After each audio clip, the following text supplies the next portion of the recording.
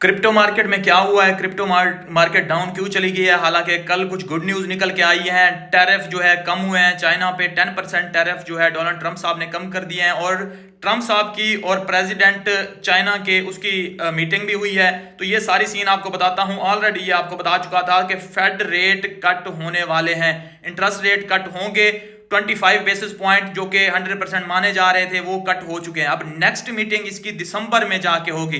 तो दिसंबर में कितने परसेंट रेट कट आपको देखने को मिलते हैं तो ये देखना पड़ेगा। अभी भी 25 बेसिस पॉइंट रेट कट करने के बाद भी अभी इंटरेस्ट रेट आपको पता है कि 3.75 से 4 के दरमियान में आ जाएंगे। लेकिन ये इंटरेस्ट रेट हमें कहां पे चाहिए? 2 से नीचे नीचे चाहिए। एग्जैक्ट बुल रन, बड़ा बुल रन आने के लिए ये पिछले जो बुल रन 2021 वाला आया है या 2017 वाला आया है वो 2% से नीचे इंटरेस्ट रेट पे आया है। तो इंटरेस्ट रेट ही बेसिकली हमें कम चाहिए ताकि न्यू मनी मार्केट में आए और जो रिस्की एसेट्स में जो है पैसा लगे।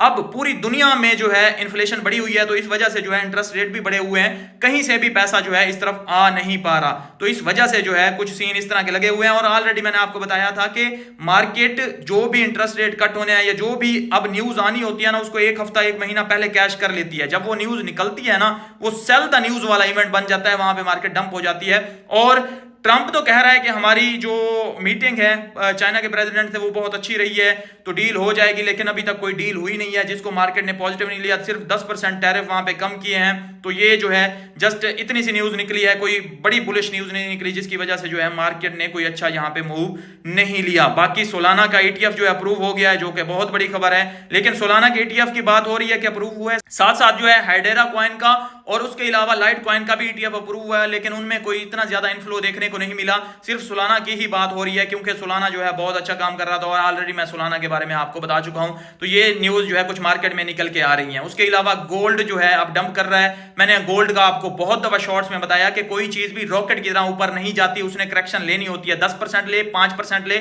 जितनी भी ले। अब आप जब मतलब ऑल टाइम हाई पे किसी चीज को बाय करते हैं ना आप स्टूपिड पीपल होते हैं। तो मैंने आपको रोका, बार बार रोका कि गोल्ड अब मत बाय करें, मत बाय करें, लेकिन आपने किया। तो अब जो है देखें गोल्ड कितना जो है करेक्शन ले चुका है। अब जो है जब आके नीचे रुकेगा, जब अपना बॉटम बनाएगा तो तब बाइंग का टाइम होगा। जब ये अपने ऑल टाइम हाई पे था तब सेलिंग का टाइम था, बाइंग का टाइम नहीं था। और यही असूल क्रिप्टो का भी है।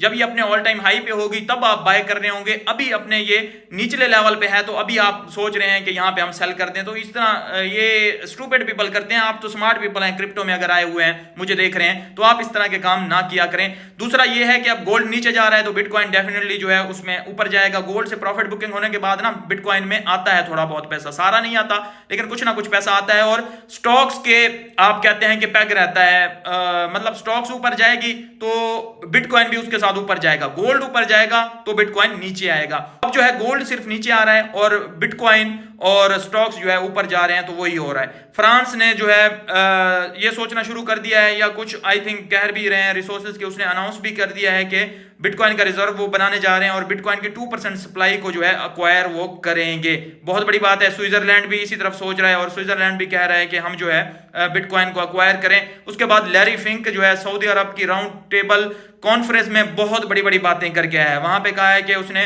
कि अगर आपको बिटकॉइन तब बाय करना चाहिए जब आपको लगता है कि बाकी करेंसीज खत्म होने वाली हैं, बाकी करेंसीज जो है डीवैल्यू हो जाएंगी और बिटकॉइन ही रहेगा। बिटकॉइन एक 1 यूनिट करेंसी जो है बनने जा रहा है अगले आने वाले सालों में। तो आपको बिटकॉइन जरूर बाय करना चाहिए।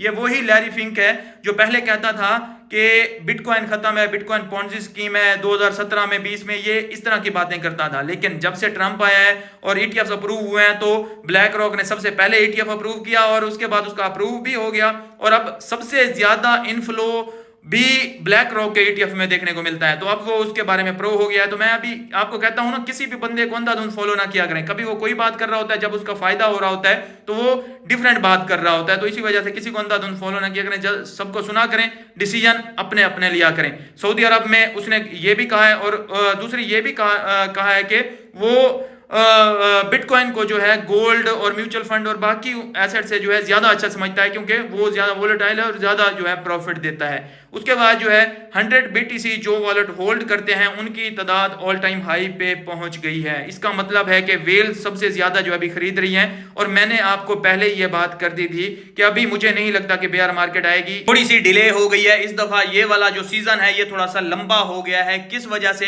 क्योंकि अभी देखिए हमारे पास सोलाना का ETF अप्रूव हुआ है। अगर बेयर मार्केट स्टार्ट हो रही होती तो ये सोलाना के ETF अप्रूव ना हो रहे होते, ये वेल्स अभी बाय ना कर रही होती, वेल्स को हम सबसे ज्यादा इनसाइडर न्यूज होती हैं तो ये बाय ना कर रही होती, और इंस्टीट्यूशंस भी बाय ना कर रहे होते, वो प्रॉफिट बुकिंग कर रहे होते। तो इस तरह से जो है अभी काफी सारी ऐसी चीजें हैं जिससे लगता है। बाकी इन्फ्लेशन अभी भी हाई है, और कल 25 बेसिस पॉइंट के रेट कट तो हुए हैं, लेकिन इन्फ्लेशन जो है सारी दुनिया में हाई है। तो इस वजह से जो है रिस्की एसेट्स में जो है मनी नहीं जा रही, जिसकी वजह से जो है अभी हमारे पास उतने ज्यादा मूव देखने को नहीं मिल रहे। अगली मीटिंग है दिसंबर में, उसमें भी हमें होपफुली उम्मीद है कि रेट कट देखने को मिलेंगे, और तब रेट कट जब मतलब 2 से मैंने आपको पहले ही बता दिया कि नीचे रेट कट आएंगे तो हमारे पास एक प्रॉपर बुल रन स्टार्ट होगा।